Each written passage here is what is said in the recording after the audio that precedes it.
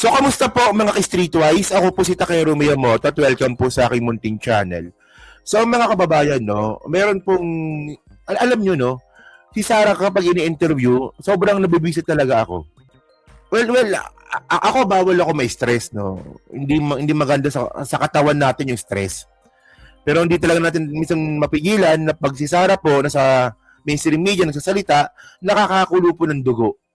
Lalo na nung sinasabi niya ngayon na ito, tingnan nyo, kayo ba maniniwala ba kayo dito? Sabi ni Sarah, diretsang inakusahan ni dating Senador Antonio Trillanes na kampo ni Vice President Sara Duterte ang nagluluto ng isa na namang people power laban sa Administrasyong Marcos. Diba? Pero sabi po ni Sarah, hindi po totoo yan. Sabi ni Sarah yun sabi ni Sarah, hindi totoo na ako ang gusto mag-people power doon, sabi ni Sarah. Kasi ako gusto ko makita yung BBM palpak doon, sabi ni Sarah. Sabi niya yun, oo. Kayo ba naniniwala ba kayo doon sa sinasabi ni Sarah? Na yung kaguluhan na ginagawa ng mga kaalyado niya, wala siyang kinalaman? Alam niyo, no? Especially si Ka Eric. Putang ng Ka Eric na yan, sarap putusan ng panot na ulo na yan. Alam niyo, no, kung kayo, masaya ang buhay ninyo, nakakakain kayo sa labas, di ba, naka-aircon yung bahay ninyo, di ba? Nakakapag-shopping kayo, no? Nakakapagtapon kayo ng pera. Di ba? Ang sarap ng ganung buhay, di ba? Kapag gusto niyo mabwisit, panoorin niyo si Ka Eric. Puta, sobrang nakakabwisit yung mukha niyan.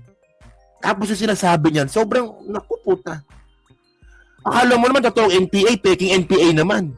So ang tanong ngayon natin dito, kung sinasabi ni Sarah na siya ay walang kinalaman sa mga kilos para nga pabagsakan si PBBM. Bakit yung mga kaalyado niya? Bakit yung mga kaibigan niya? Bakit yung mga kakampi niya? No, sila yung mga taong gumagawa ng paraan para siraan si Presidente at ang panawagan niya pababain si Presidente. At ang malupit dito, yung putang ng UPI na yan, no, yung hawak ni Pokis, yung UPI na yan, no, sinasabing funded by China. Tingnan niyo yan, no, si Pokis, dating Air Force na bumuo ng grupo yung UPI nakikipag-usap sa China para pabagsakin si PBBM. Tapos sasabi ni Sarah, ay wala akong alam yan doon. Di ko alam yan doon. Sige, continue natin. Alam ko may video ata ako dito. Okay. Ito pa lang. Gusto yun. Yan, to. Si Sarang may putok. Sinong may putok, man? Sinong may putok? Yo, sinong may putok, man? Sara Duterte yan. Sinong may putok? Yo, sinong may putok? Oo, Sara Duterte yan. Tignan nyo ito, Gusto yun. Hindi ko gusto agawin yung posisyon. Yan. Hindi ko gusto doon. Hindi ko gusto agawin yung posisyon doon. At hindi ko din gusto yun. Hindi ko gusto agawin yung posisyon ni Bongbong Marcos. Gusto ko makita ng taong bayan hanggang sa dulo kung gaano walang hiya si BBM. Yan ang diretsang sagot ni Vice President Sara Duterte sa umuugong na panawagan umano ng ilang retiradong sundalo at grupo na si VP Sara ang manguna sa nilulutong umanong people power. Pero ayon mismo kay Duterte, wala siyang balak gawin yan lalo't nanumpa siya na depensahan ng konstitusyon. So, wala sa aking mga kamay ang pagsasagawa ng extra constitutional means, no? Wala sa akin doon. Hindi ko gusto doon. Overthrow the current administration. Sa kabila niyan, hindi pa rin tinantana ng bise ang mga pasaring sa Administrasyong Marcos. Sa kanyang speech sa Independence Day celebration sa Davao City, muli niyang inakusahan ng Pangulo na magnanakaw ng kaban ng bayan. Ang kalayaan natin at ang soberanya natin, hindi siya nawawala. Wala, no? Hanggang doon na lang talaga siya, no? Hanggang Davao-Davao na lang, no? Pero tinan niyo mga kababayan, no? Yung power ng yung power po ng mga Duterte, no? Sa Davao City. Nung nag-speech si Sara Duterte, may mga pulis, may mga sundalo din na nandun. At syempre, no? May mga invited naman po doon ng mga ibang mga implementation tao. No? So, ibig sabihin, no? Talagang ang Davao City talaga ang kaharian ni Sara na maraming basura ngayon. Davao City, daming basura ngayon. Ang baho. Oo, ang baho nga sa Davao, no? So, sige, continue. Wala sa mga foreign invaders lamang, hindi siya sa pagsakop lamang ng mga foreign invaders. Nawawala din siya kapag yung mga matataas na opisyal ng ating pamahalaan, kasama na ang Pangulo, ay malasindikato sa pagnanakaw ng pera ng bayan. Ang mga pahayag ni VP Sara, Kung makapagsalita si Sara Duterte, akala mo, no? Akala mo napakalinis, no? Alam mo, dyan ako nabibisit talaga, mga kababayan. O, sabi ko sa inyo, di ba? Nakakagigil. Sabi ko sa inyo, ano foreign invaders? O, alam nyo, tinan nyo, mga kababayan, no? Sabi ko sa inyo, kapag magandang araw ninyo, panoorin nyo lang si Sara, mabibisit kayo. No? Sabi sa inyo, So ngayon, mga kababayan, no, tinan nyo naman kung gaano ka-hypocrite itong gaga na to, no? Nasabihin niya nga po, no, na magnanakaw daw ang presidente.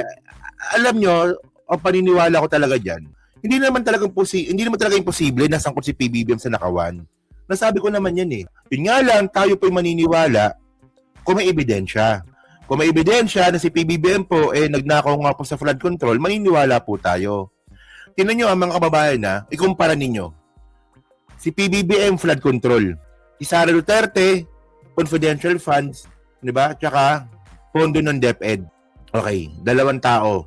Ngayon, magsisex sila. Hindi. Ngayon, yung dalawa na yan, tingnan ninyo kung sino may ebidensya. Sino ba yung may ebidensya ng nakawan? Si Sara ba o si PBBM ba? Di ba napaka-basic no? Sobrang basic lang naman ng politika sa Pilipinas minsan. Tignan nyo yung lahat ng ebidensya, tinuturo na si Sara magnanakaw, tapos magsasalita siya, si BBM magnanakaw pa, tapos confident pa siya. Ganun po talaga kapag may putok. Hindi nga seryoso, di ba? Tignan ninyo. Yung mga taong may putok, hindi nila alam, no? Parang wala silang pakialam na may putok sila. Confident yung mga yan. No, kahit maamoy pa sila ng mga katabi nila, wala akong pakialam, may putok ako. I'm confident. O ganun din po si Sara. May putok nga kasi. O kahit nga po na mabantot na yung kanyang confidential funds, mabantot na nga po yung kung paano niya nilustay yung pera ng OVP tsaka ng DepEd. Kung magsalita siya, magnanakaw yan. O di ba confident po siya. Ganun Ganun po siya pinalaki ng tatay niya. Di ba, oy Sara, o kahit may putok ka, dapat confident ka. O ganun. O. Kaya yun ang point natin, di ba? Nakakainis. Pag nakikita natin si Sara na magsalita.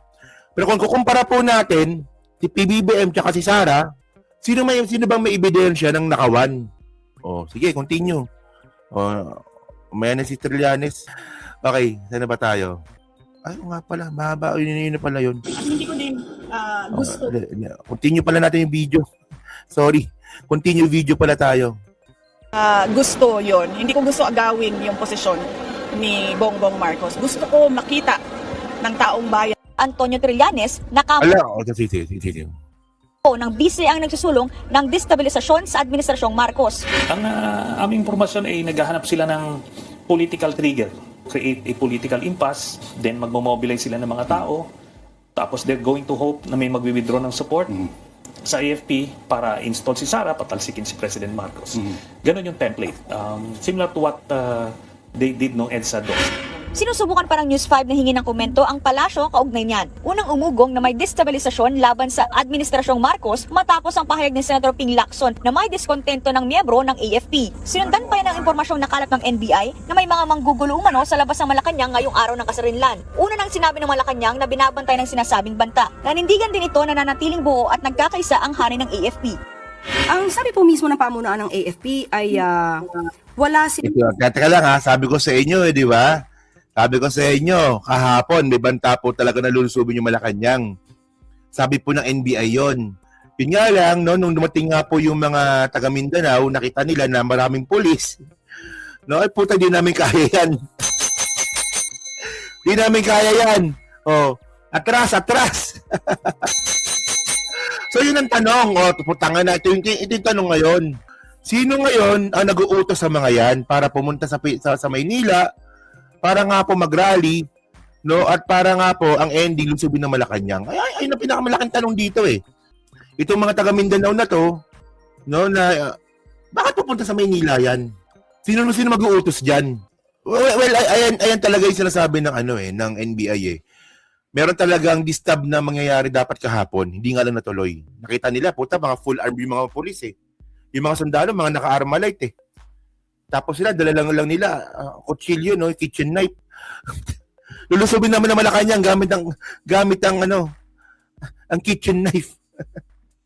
Matapang kami! Matapang kami!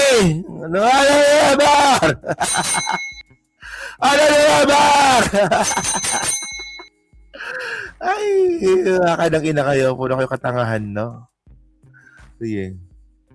Nilang nakukuha ang anumang detalye o impormasyon patungkol dito, pero syempre may ugong-ugong at ito naman din ay kanilang binabantayan. Hindi po kinakailangan, according to AFP, ng loyalty check dahil alam po nila ang kanilang mandato para sa bayan at na naaayon sa konstitusyon. Alam niyo mga kababayan, ito. Ako naniniwala naman talaga ako na mayroong mga active na gusto na ring mag-alsa. No, hindi nila gusto pamumuno ni PBBM dahil sa mga DDS sila. Kuha niyo yung point ko, di ba? Ako naniniwala po kung may mga active na sundalo, no, especially yung mga Bisaya, no, especially po yung mga taga Mindanao, na sila po ayaw nila kay PBBM. No, pero hindi sila makapag-alsa kasi una sa lahat, puta, tinaasan na kayong sweldo ninyo. Mag-aaklas pa kayo. At syempre, no, unethical po yun. Hindi naman po tinuturo yan sa kanilang, nung sila po yung nag-a-apply bilang sundalo, di ba? Pero ang point natin ngayon, mga kababayan, no, sabihin na nga natin na may mga DDS na sundalo na active, no, na posibleng mauto ng mga retired generals, no. Pero mga kababayan, no, yung sinasabi nga po ni Claire Castro na hindi na kailangan ng loyalty check, sabi nga ni Browner. Alam nyo, no, kung maglo-loyalty check, mga kababayan, ano yan eh, ang pangit na optics nun. Tama, di ba? No? Ito gusto kong sabihin. For example, mababalitaan natin bukas, Romeo Browner nanguna sa loyalty check ng mga AFP. So anong optics nun? Anong magiging implikasyon nun? Ay, kaya pala naglo-loyalty check kasi marami ng DDS. Marami nang gustong umalsa. Ay, nako. O diba? Ganon. Kaya, ganyan. Kaya, hanggat maaari, iniiwasan po talaga na magkaroon ng loyalty check kasi magkakaroon ng hindi magandang image ito sa bayan ng Pilipino. Kaya kung ayoko ng loyalty check mo. Sinugandahan naman ito mismo ni AFP Chief of Staff, General Romeo Browner Jr. Pero ikinakalungkot daw niya na ginagamit ang kanyang larawan sa mga kumakalat ng pag-uudyok sa mga Pilipino na sumama sa mga rally kontra administrasyon. May mga nag-text rin sa akin na nagtatanong kung Nako, ba't yung ginagamit yung mukha ni Browner? Kayo ang alam ko lang na gumagamit ng mukha ni Browner, si Harry Roque! Si Harry Roque, si Jingo Estrada, at saka si Alan Shearer. Alam ko may mga picture sila ni Romeo Browner sa mga kwarto nila, no? Pero yung gamitin naman yung mukha ni Romeo Browner, oo. totoo nga ba na bumaliktad na ang Armed Forces of the Philippines. Hindi po totoo yun. No? We remain to be a united, disciplined, and professional force. Sinusubukan pa ng News 5 na kunan ng pahayag ang PNP kaugnay sa issue. Nagbabalita mula sa frontline, Alexis Ebue. Yan So, yun mga kababayan, no? So, kayo po mga streetways, no? Masabi nyo nga po dito, no? Sa sinasabi ni Sarah na siya daw po ay walang alam dyan nga raw sa pag-aaklas. Alam nyo una sa lahat, no? Para maniwala tayo, no, na walang kinalaman si Sarah sa mga hakbang para nga pabagsakin o patalsikin si PBBM, utusan niya. Utusan niya yung mga tao niya. Utusan niya yung mga yung mga taong naniniwala sa kanya na, oy, kayo itigil niyo yan doon. Dapat ganun sabi ni Sarah, no? Mag-declare siya, no? Magpaparespond siya. Ako po nandito kasi gusto kong sabihin doon sa mga nagsusuporta sa akin doon na wag niyo patalsikin si PBBM doon. Ba't di mo ginagawa yun? Tingnan mo mga sumusuporta na sa'yo yan, di mo kaya kontrolin. Paano pa kayo buong bansa? So paano kami maniniwala na wala kang kinalaman sa mga pag-aaklas laban kay Presidente? Kung hindi mo naman kayang pigilan, yang sila Pokis, yan sila Bundok, di ba? Yan sila Roque. Di ba? Ba't hindi mo kayang pigilan? Iniwala na sana ako pero by the way, yun. Pa-comment lang po sa baba, no? At syempre, iwanan na po lang natin yung topic na yan.